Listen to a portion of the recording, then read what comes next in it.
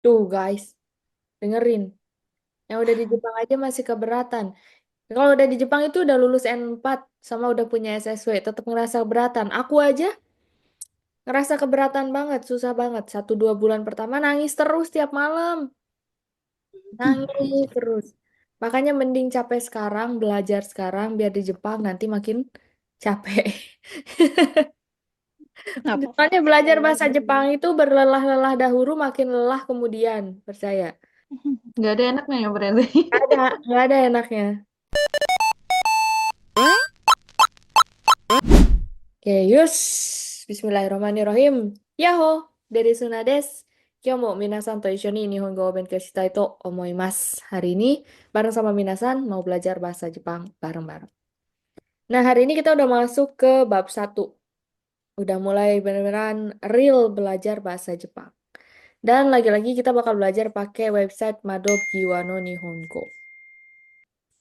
Buat yang mau ngecek ada di kelas online. Aku kasih tahu yang gratis dulu. Kalau yang versi gratis bisa masuk ke bagian materi, ya. Di materi tinggal dicari aja. Minano Nihongo MNN ini Minano Nihongo 1 bab 1. Bunpo kata benda wa, kata benda des. Bisa dibuka, terus bisa dibaca secara gratis. Silakan dibaca. Ini udah ada penjelasan lengkap. Ada kolom komentar. Kalau misalkan mau komen sesuatu, silakan tinggal komen aja ya. Ini ada aku udah tes komen kayak gitu. Buat ngetes udah bisa, silakan. Tapi kalau yang mau berbayar, yang mau intensif, karena kalau materi kan cuma sekedar baca doang, gitu. Nggak ada eh, tambahan lain, cuman pembahasan materi aja. Tapi kalau yang mau intensif, bisa masuk ke kelas online dan dicek bagian tanpin. Tanpin tuh bahasa Jepang artinya biasanya dipakai buat pesen makanan. Tanpin tuh ala carte, jadi cuman satuan, bukan yang paket. Jadi kamu bisa beli per bab. Harganya 79.000 per bab. Isinya, mari kita buka. Nah, yang pertama itu aku membagi jadi 3 bagian besar. 3 bagian besar ini adalah langkah aku belajar bahasa Jepang. Jadi aku belajar bahasa Jepang 5 bulan, udah lulus N4. Terus abis itu 1 bulan belajar N3. N3 belajar aku 1 bulan doang. Dan itu prosesnya kenapa bisa cepat? Karena aku membagi belajar itu jadi 3 bagian. Aku ujian JLPT sekali ujian langsung lolos. Ujian SSW sekali ujian juga langsung lolos. Gitu. Terus bisa kemampuan sampai untuk ngajarin. Kenapa? Karena belajarku dibagi jadi 3. Satu ada Yoshu, ya, Yoshusuru atau belajar persiapan. Yang kedua ada Gakushu, proses belajarnya. Yang ketiga ada Fukushu, belajar pengulangan. Jadi yang pertama, waktu di LPK sebelum aku mulai belajar di kelas, aku udah browsing dulu. Besok bakal belajar bab 1. Materi bab 1 tuh ada apa aja? Aku udah buka gitu. Dan gak cuma dari buku. Aku bener-bener browsing mulai dari website, di YouTube, aku bandingin. Itu yang pertama ya Susuru. Yang kedua baru proses belajar. Nah ketika proses belajar pun, aku nggak cuma dengerin sensei doang. Kenapa? Karena sebenarnya proses kamu mengingat itu pertama kali masuk ke short term memory itu udah pasti. Semua ingatan itu bakal masuknya ke ingatan jangka pendek. Udah pasti kamu bakal lupa. Nah, supaya nggak lupa, gimana caranya supaya otak itu punya kemampuan menyadari kalau ini tuh hal penting, harus diingat. Ada berbagai cara. Satu, pakai muscle memory. Kalau orang Jepang nyebutnya karadade oboeru, mengingat dengan badan. Jadi ditulis. Jadi ketika belajar itu aku nulis, ngerangkum. Yang kedua, itu dengan fukushu, yaitu poin yang ketiga. Dengan mengulang apa yang udah aku tulis, aku baca ulang. Aku bandingin nih, hasil dari aku search di website sama yang aku pelajarin di kelas, aku bandingin. Mana yang kurang lengkap ditambahin. Mana yang kok berbeda, aku tanyain. Gitu. Jadi nanti ketika proses belajar pun, aku berharap kamu bisa belajar kayak gitu. Tujuannya biar apa? Biar kalau kamu belajar bahasa Jepang, bukan cuma buat dapetin sertifikat. Jangan pernah belajar bahasa Jepang buat kerja. Jangan. Belajar bahasa Jepang untuk bisa komunikasi bahasa Jepang. Jadi kalau cuma sekedar kerja, buat kebutuhan kerja, kamu bakal ngehafalin materi bahasa Jepang untuk latihan mensetsu, latihan interview bahasa Jepang doang. Nanti ketika prakteknya datang ke Jepang, kayak aku, bingung. Ketika ditanyain, kan pertanyaan ketika ngobrol bisa macam-macam. Tiba-tiba ditanyain, Indonesia tuh negara yang kayak gimana? Masakannya tuh apa aja? Selama di LPK nggak belajar dengan baik, akhirnya nggak bisa jawab. Akhirnya terjadilah yang namanya kotobakabe atau apa ya bahasa Indonesianya? Jadi ada dinding pemisah antara kamu dengan orang lain karena keterbatasan bahasa. Itu menyedihkan banget, sedih banget. Ya, mau minta maaf dengan baik juga nggak bisa, cuman sekedar bisa sumimasen. Mau berterima kasih cuman bisa sekedar arigato, gitu kan. Jadinya terbatas banget. Makanya proses belajar bahasa Jepang yang aku harapkan dengan Madogi wa no Nihongo ini bisa membangun pembelajaran yang mendalam dan kontekstual sehingga ketika nanti kamu kerja di Jepang, kamu bisa beradaptasi dengan baik di Jepang. Oke, segitu pembukaan yang lumayan panjang ya. Kita mulai langsung belajar aja ke bagian Yosushuru. Nah, sebelum mulai belajar, kita hafalin dulu kotoba sama kanjinya. Di sini aku udah siapin kotoba sama kanjinya pakai flashcard seperti biasa. Karena flashcard itu bisa bikin kamu nginget dalam waktu sangat cepat. Cepet banget proses belajarnya. Nanti untuk proses belajarnya, silakan yang mau beli paket satu paket bab satu bisa beli atau enggak beli paket kotobanya doang. Kalau paket kotobanya doang cukup 10.000 aja. 10.000 kamu udah dapat 25 bab ya. Plus kotoba-kotoba tambahan seperti kata kata bantu bilangan, nama bulan, jangka waktu, nama hari, penanda waktu dan lain-lain gitu ya. Sekarang kita buka di Kotoba bab satu. Kenapa dimulainya dari kotoba? Jadi gini logikanya. Kamu pertama belajar huruf dulu, ya nggak?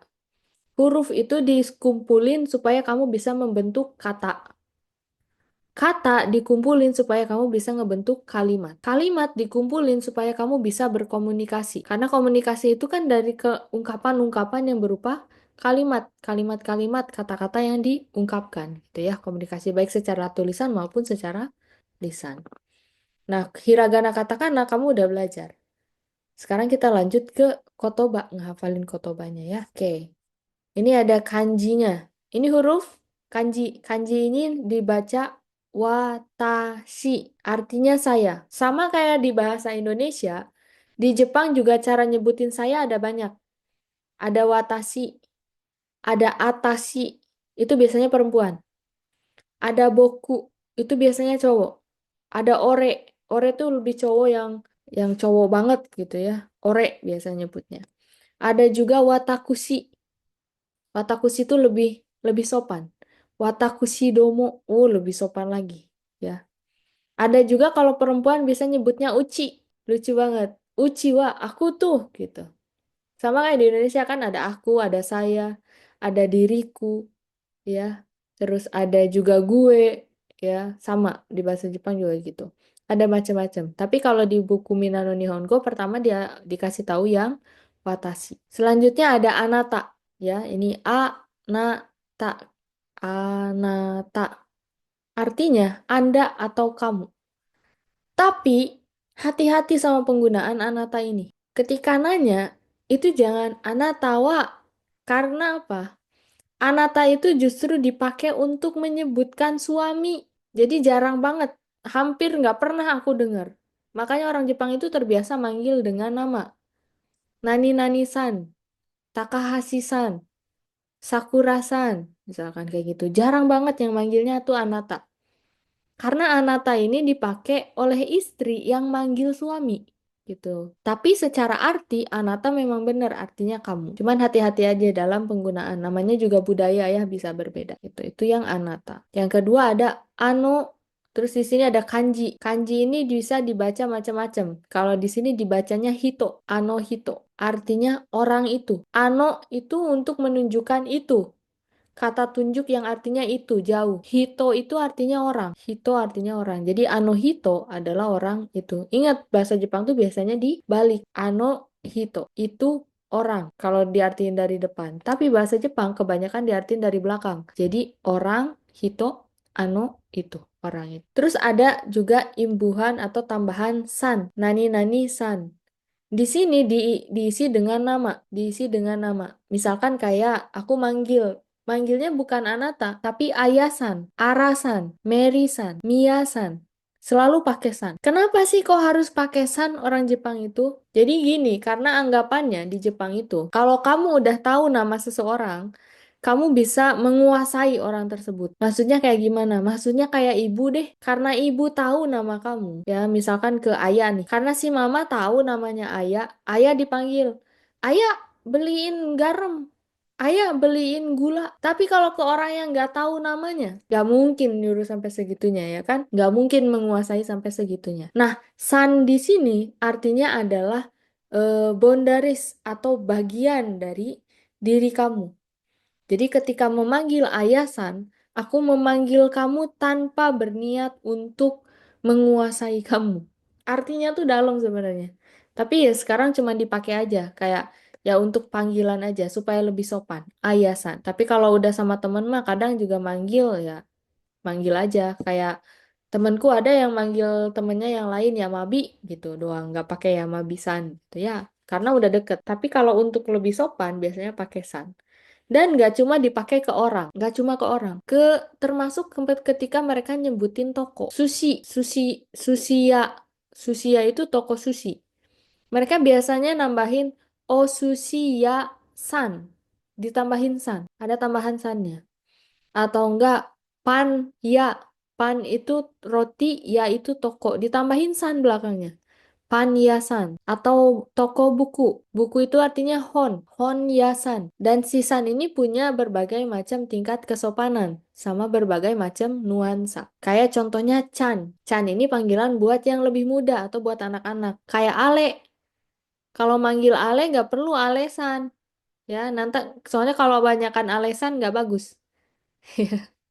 Jadi manggilnya bisa Ale-chan. Lebih lucu, Ale-chan, Ayah-chan, gitu, Ara-chan, Meli-chan untuk anak-anak atau orang-orang yang lebih muda. Oh, bentar. Ada tambahan lagi sama, sama. Kalau sama itu untuk yang lebih sopan. Kayak ketika manggil tamu. Oke, aku sama, ya. Atau enggak, ini aku tunjukin di sini. Kelihatan nggak ya?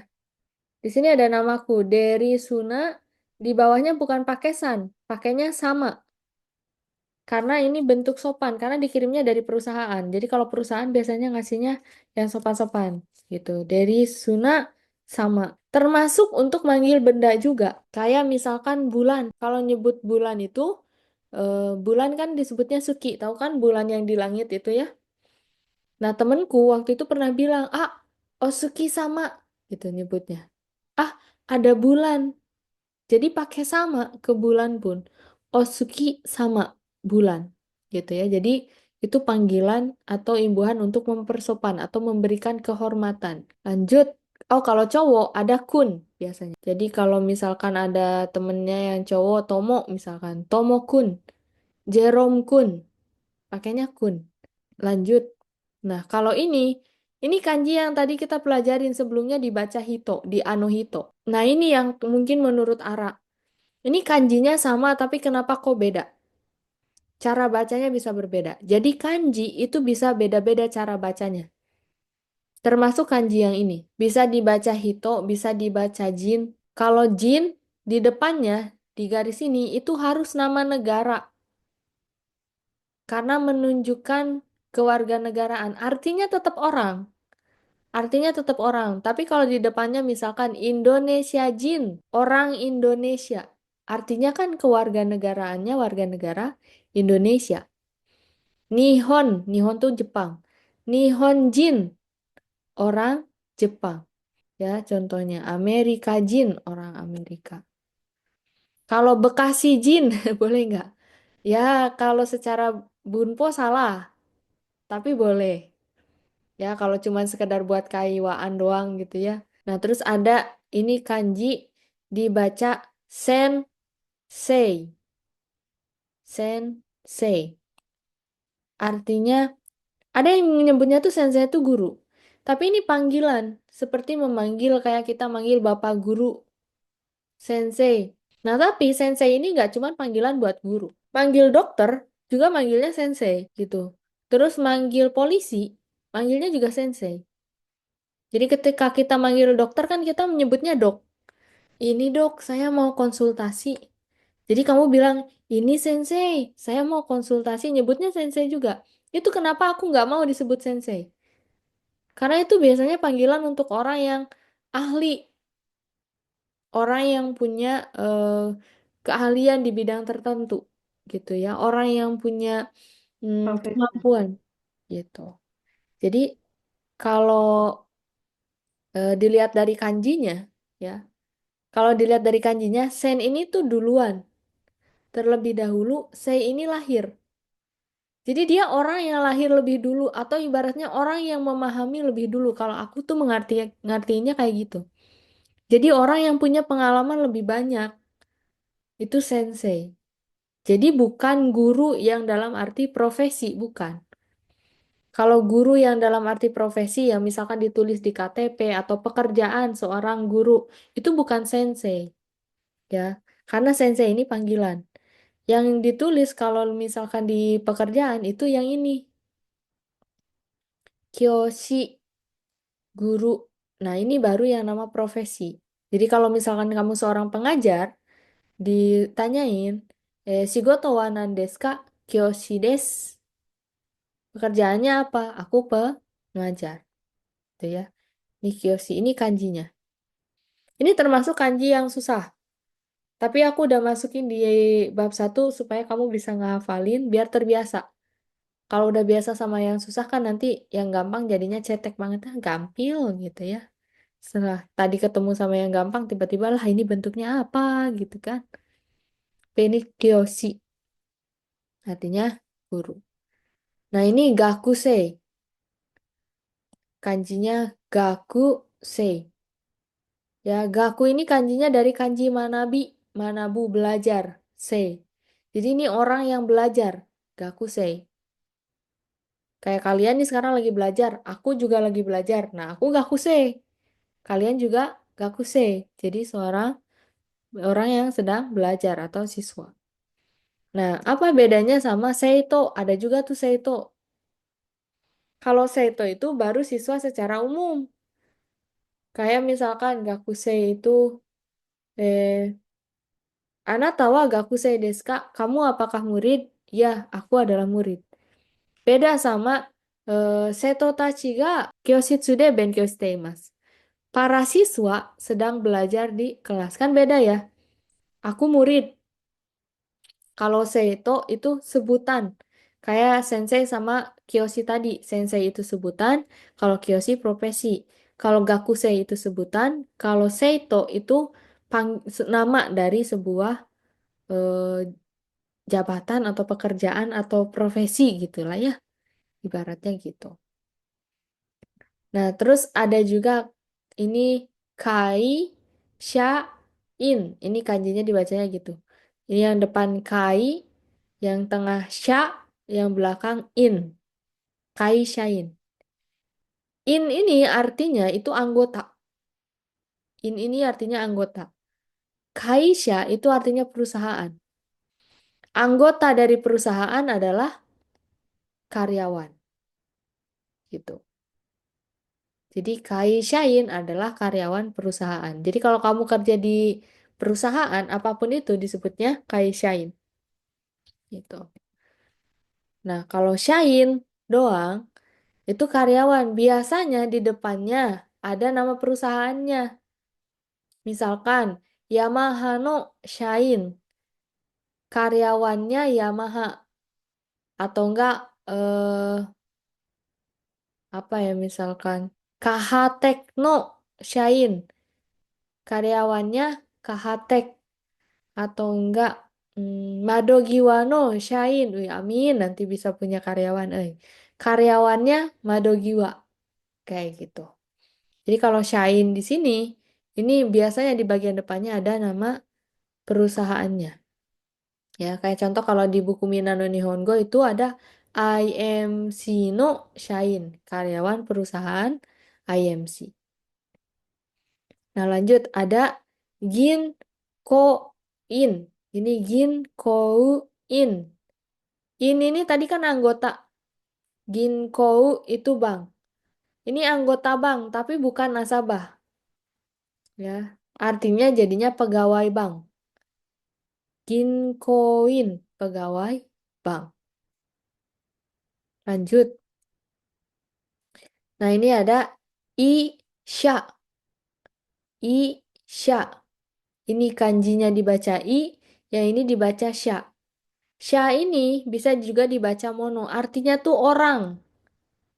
Ya. Nah, I itu medical. Jadi orang yang mengerti tentang medis. Artinya jadi dokter. Isya. Itu yang Isya. Lanjut. Nah, maka di sini muncul lagi Sya nih.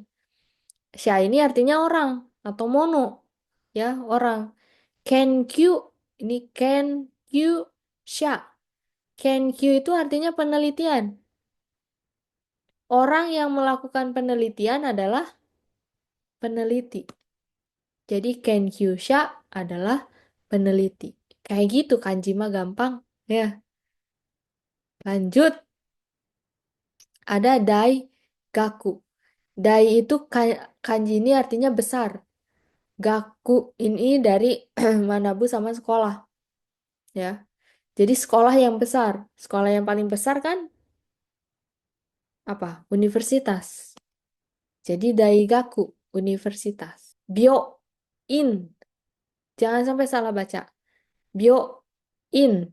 Ingat ya, ini kan yo kecil. Yo kecil, tandanya apa? Setengah lebih kecil dari huruf yang lain. Jadi dibacanya bio in. Jangan sampai salah baca bioin. Beda. Bioin sama bioin. Beda. Karena kalau bioin itu artinya salon. Jangan sampai nanti ada orang sakit, malah kamu bawa ke salon. Bukannya ditransfusi darah, malah dicat rambut. Ya, jadi jangan sampai salah sebut. Itu bioin. Lanjut ada dare. Dare ini untuk nanyain siapa. Kata tanya yang artinya siapa. Ada bentuk sopannya, donata. Ya, siapakah gerangan gitu kesannya ada. Sape lu kalau dare gitu ya. Dare gitu. Sape lu. Tapi kalau donata siapakah gerangan gitu. Lebih sopan kesannya. Nah, terus di sini ada kanjinya dibaca sai.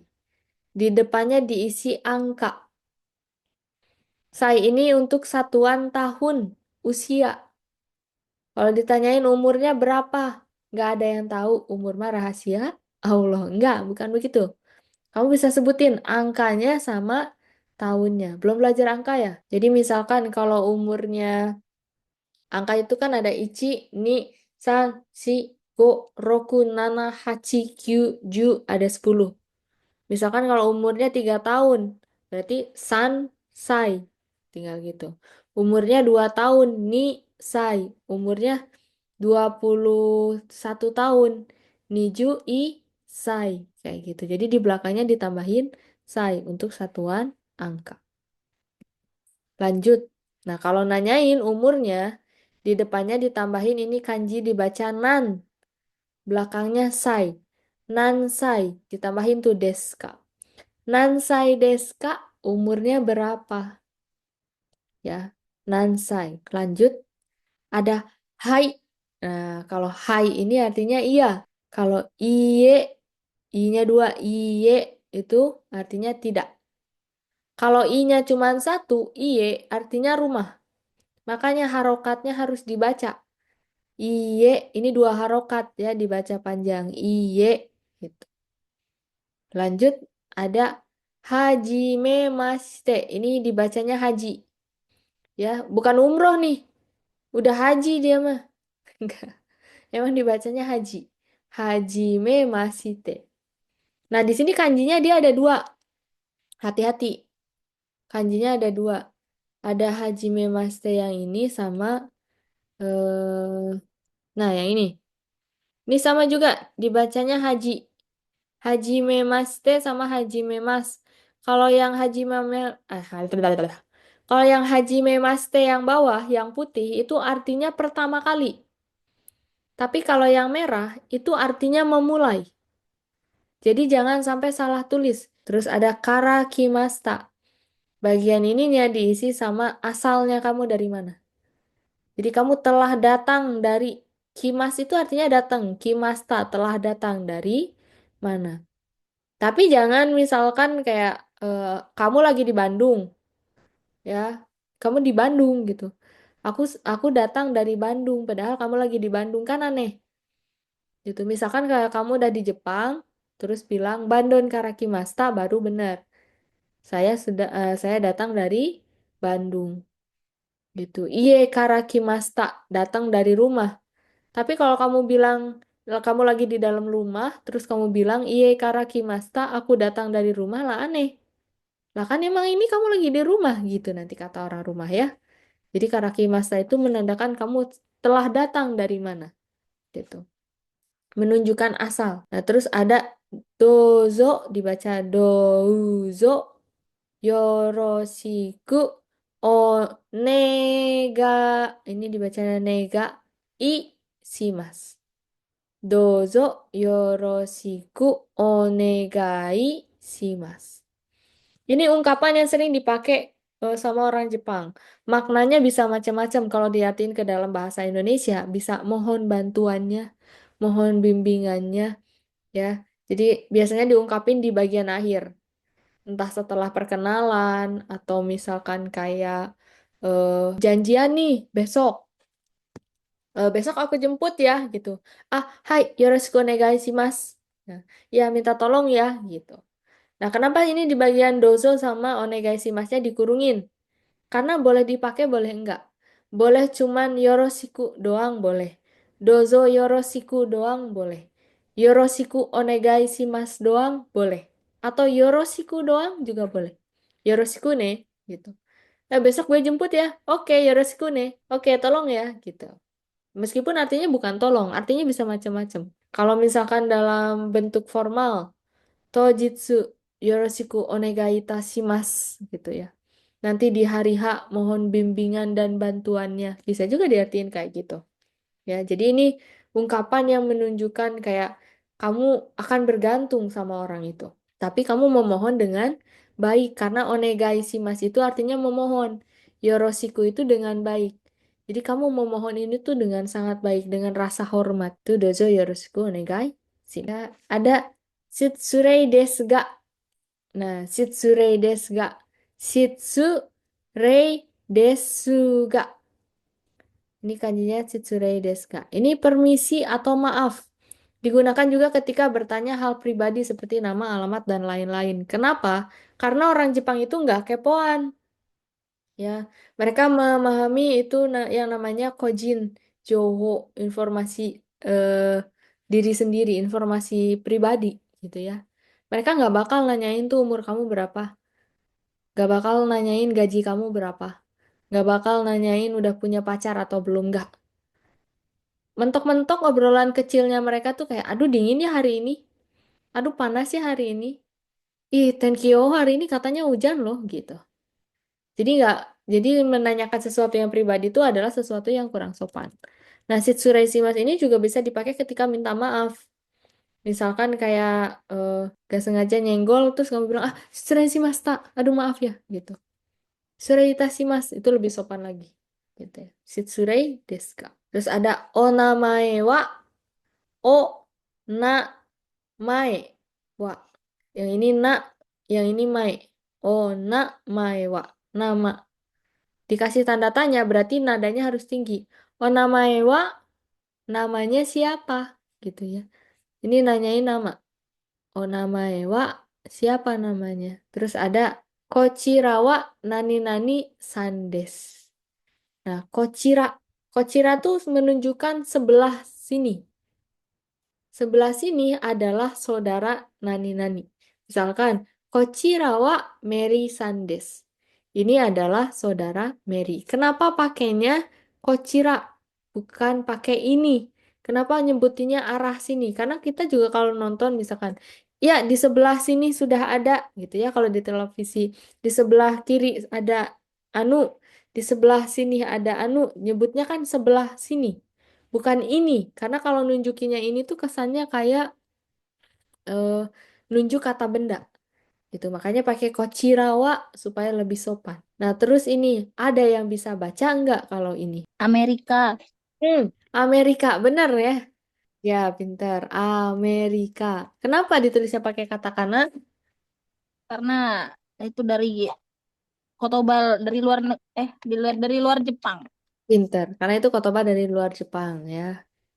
Terus kalau yang ini, ada yang bisa baca lagi selain Meli? Gitu. Igirisu, pintar Ara. Kenapa ditulisnya pakai katakana? Karena bukan dari Jepang. Pintar, karena bukan dari Jepang. Kalau ini, ada yang bisa baca selain Ara? Indo, Indo. Indo tuh negara mana? India. Pintar. Nah, ini orang Indonesia, orang Jepang, suka ketuker nih, antara Indo sama Indonesia. Jadi aku kalau jelasin ditanyain dari Nasan dari mana, aku bilang Indonesia Karakimasta gitu. Bilang kayak gitu dia suka nanya, yang bikin kare itu ya, dia bilang gitu. Bukan, bukan yang bikin kare ya. Kalau Indonesia ya Indonesia seperti ini. Indonesia.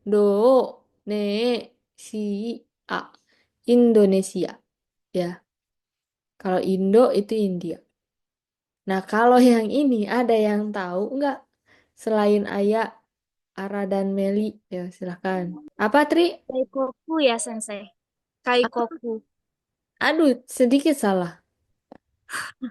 Iya, iya. Ini bahasa Indonesianya Korea ya, Sensei. Ya benar-benar bahasa Indonesianya Korea benar-benar benar. Kokunya udah bener, ininya doang yang salah. Bisa bisa ingat-ingat.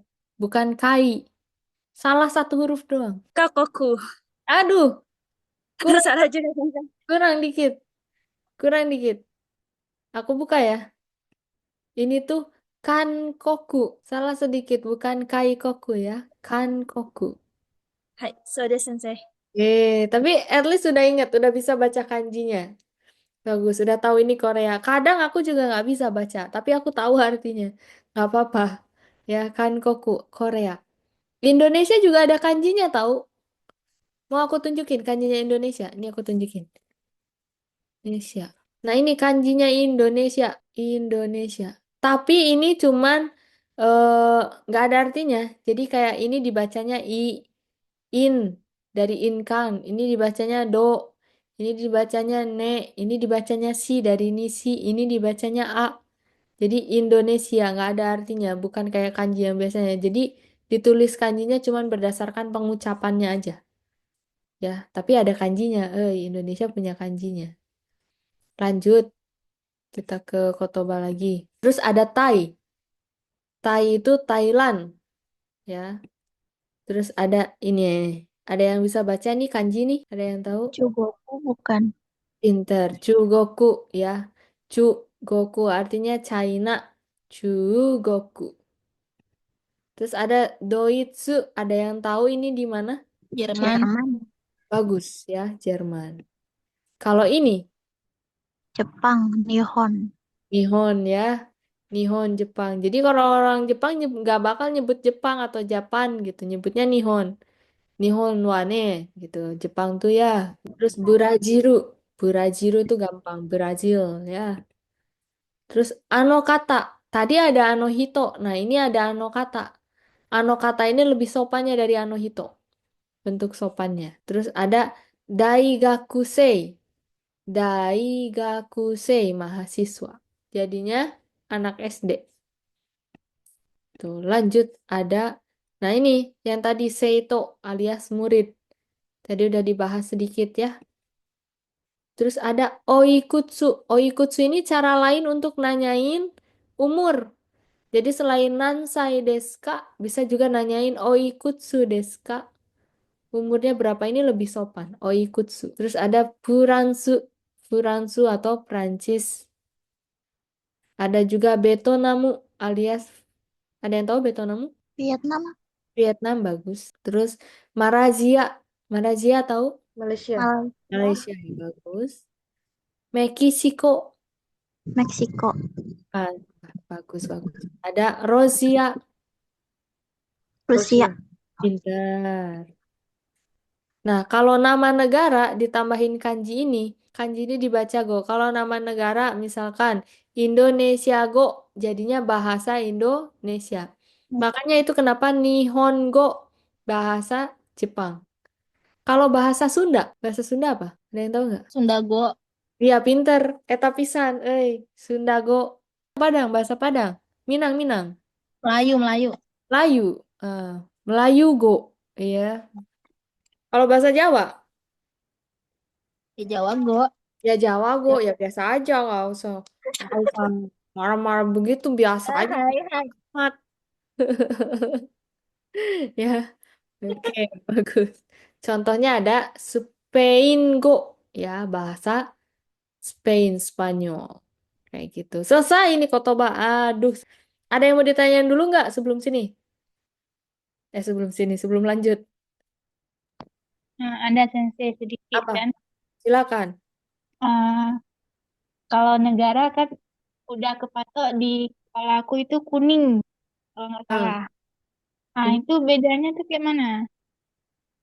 sama yang Misalkan apa? aku yang go tuh, entah kenapa Ah, kalau nyebut negara itu kata pertama yang keluar di kepala itu kuning.